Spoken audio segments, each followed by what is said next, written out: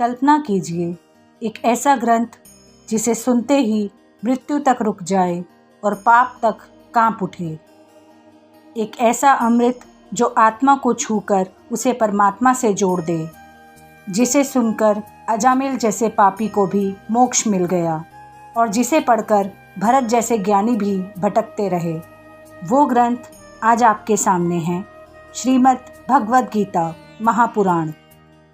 दिव्यवाणी में आज मैं आपको लेकर चलती हूँ उस पवित्र यात्रा पर जहाँ शब्द नहीं भाव बोलते हैं, जहाँ कथा नहीं आत्मा बोलती है और जहाँ केवल सुनना ही जीवन को नया आकार देती है। आज हम बात करेंगे श्रीमद् भगवद गीता महापुराण की। क्या आपने पहले कभी सोचा है कि सिर्फ भगवान का नाम लेने से ही जीवन बदल सकता है? बहुत पहले जब कुछ नहीं था, ना आकाश, ना पाताल, ना ध्वनि, ना स्पर्श, केवल शून्यता, उसी शून्य से प्रकट हुए परम पुरुष भगवान नारायण। उनकी नाभि से प्रकट हुआ एक कमल और उस कमल से जन्मे ब्रह्मा जी। ब्रह्मा जी ने चारों ओर अंधकार देखा, तब उन्हें आदेश मिला, सृष्टि की रचना करो। और यहीं से प्रारंभ हुआ जन्म, मृत्यु और पुनर्जन्म का चक्र। अब सुनिए एक ऐसे पापी की कथा जिसने अनजाने में भगवान का नाम लिया और मोक्ष को पा लिया। अजामिल एक ब्राह्मण पुत्र था, वेदों का ज्ञाता, लेकिन भटक गया, एक वैश्या के प्रेम में पड़ गया, धर्म त्याग दिया, पापों में डूब गया। परंतु मृत्यु के समय उसने अपने बेटे को पुकारा, नारायण। वो नहीं जानता था कि वो नाम सिर्फ उसके पुत्र का नहीं बल्कि साक्षात श्री हरि का भी है। और उस एक नाम ने उसे यमदूतों से मुक्त कर दिया।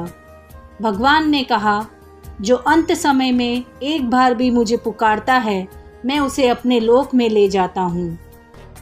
क्या आप विश्वास करेंगे, सिर्फ एक बार नारायण कहने से अजामिल जैसे पापी को भी मुक्ति मिल गई।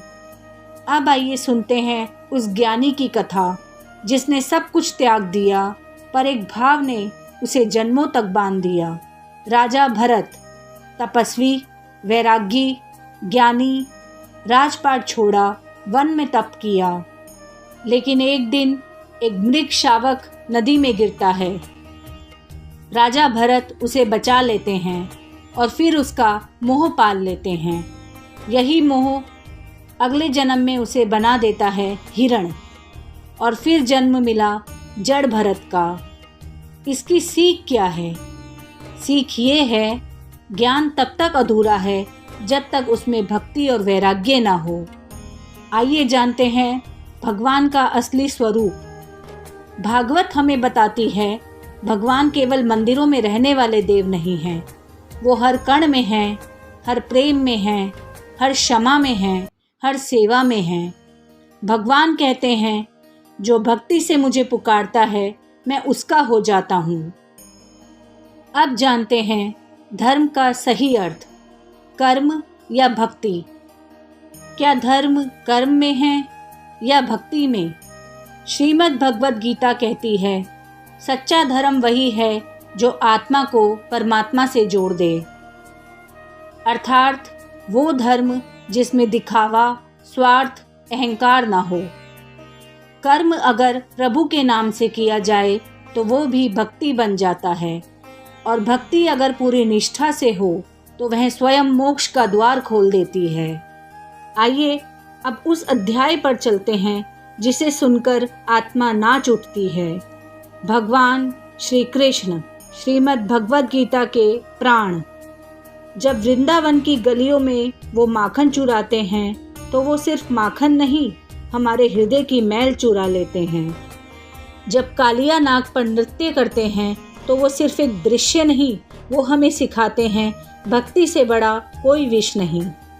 गोपियों के संग उनका रास कोई सांसारिक नृत्य नहीं, वो है आत्मा का परमात्मा में लय होना।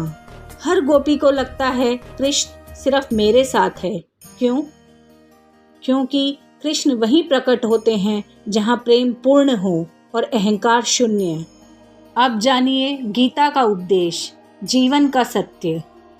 कुरुक्षेत्र में जब अर्जुन डगमगाया तब श्री कृष्ण ने कहा, हे पार्थ, कर्म करो, फल की चिंता मत करो।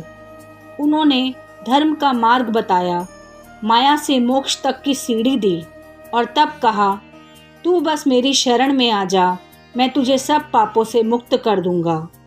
अब जानते हैं, क्या भागवत सुनने से हमारा जीवन बदल सकता है?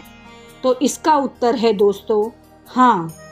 यदि हम उसे मन से सुने, यदि हम हर कथा में अपने जीवन का प्रतिबिंब देखें, तो हमारी अंतरात्मा जाग उठती है, भटकाव शांत हो जाते हैं, मोह गलने लगता है और प्रभु का नाम जीवन की धारा बन जाता है और अंत में हमारी आत्मा की पुकार।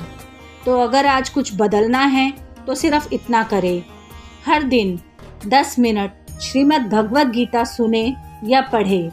देखिए कैसे मन शांत होने लगेगा, कैसे निर्णयों में स्पष्टता आने लगेगी, कैसे जीवन मोक्ष की ओर स्वयं चल पड़ेगा।